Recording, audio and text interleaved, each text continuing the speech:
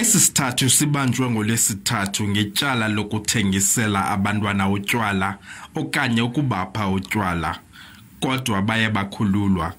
Iintsapho ziyaqhubekeka ukufuna impendulo ngonobangela wesasehlo. Batyhole abakwantsasana ngokurhuqa inyawo ekukhupheni iziphumo zoqhaqho mzimba. Nto mna ayindiniki ichulumanco ngokuba abantu bayabanjwa ngoku emva kwemini baphume okanye ngengomso baphume de lube kanti uphando lwenziwe ngokugqibeleleyo.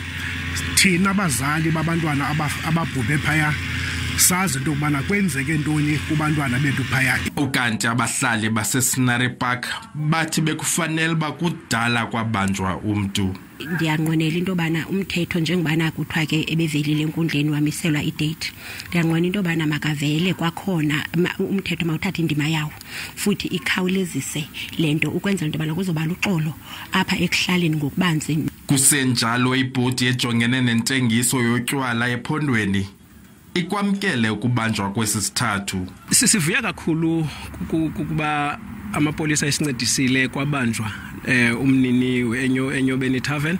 Sicinga uba ke sistep esesondela kufutshane kakhulu ekubeni la license siyoxuthe siyivale ngokupheleleyo la liquor outlet.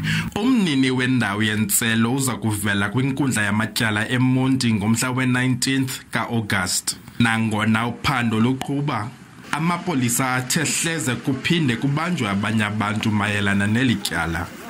Abongile Yankees kwiindaba ze-SABC eMonti.